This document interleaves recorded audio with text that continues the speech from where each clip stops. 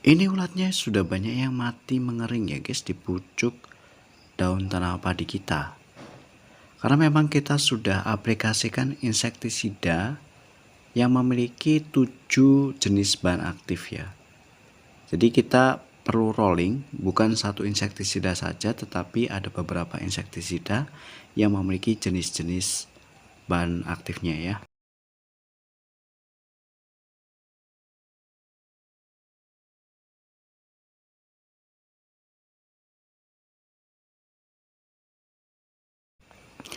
Hello guys, welcome back again to my channel Intari Host 100. Bagaimana kabarnya? Semoga teman-teman sehat semuanya ya guys. Saat ini kita membahas tentang 7 jenis bahan aktif insektisida untuk basmi hama padi. Namun sebelum itu silahkan klik like, subscribe-nya dan share agar tidak ketinggalan video-video saya selanjutnya. Baik, saat ini kita membahas tentang 7 jenis bahan aktif insektisida untuk basmi hama padi. Harap teman-teman dapat menyimak hingga selesai agar tidak gagal paham dan dapat langsung dipraktekkan ke tanam padinya agar tanam padinya itu betul-betul sehat ya. Jadi kita harus memahami 7 jenis bahan aktif apa saja yang dapat kita gunakan untuk melindungi tanaman padi kita dari serangan hama pengerek batang.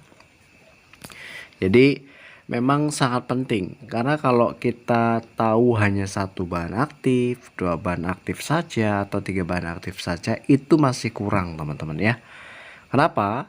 Biasanya kalau insektisida itu sering kita pakai, sering kita gunakan, maka biasanya hama itu seperti pengerek batang, wereng, lembing dan lain sebagainya itu bisa mengalami resisten. Jadi banyak yang kebal seperti itu. Jadi perlu kita kombinasi lagi, kita rolling beberapa insektisida yang memiliki bahan aktif yang lain. Yang saya akan perkenalkan pertama di sini adalah flubendiamida dan thiacloprid.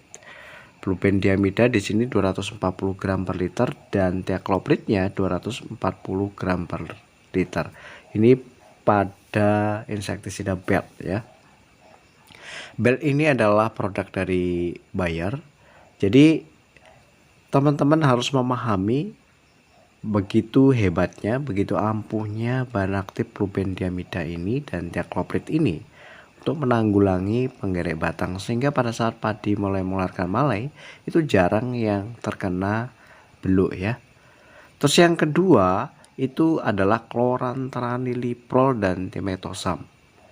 Ini Pirtaku ini memiliki chlorantraniliprolnya itu 100 gram per liter dan thiametosamnya itu 200 gram per liter. Jadi bahan aktif ini juga sangat ampuh untuk mengatasi pengerek batang, wereng juga ya.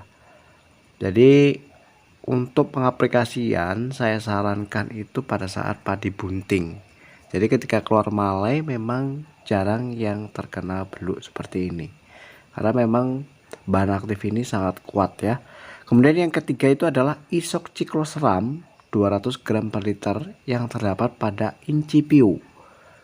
Jadi Incipio ini bisa menanggulangi beberapa hama sekaligus. Wereng bisa, pengerek batang bisa, pelipat daun bisa ya. Kemudian walang sangit juga bisa karena memang bahan aktif ini masih tergolong baru. Isoksikloseram ini adalah bahan aktif yang tergolong baru yang sangat ampuh. Jadi hama-hama itu masih bisa untuk kita tanggulangi dengan bahan aktif ini. Kemudian yang keempat itu adalah abamectin.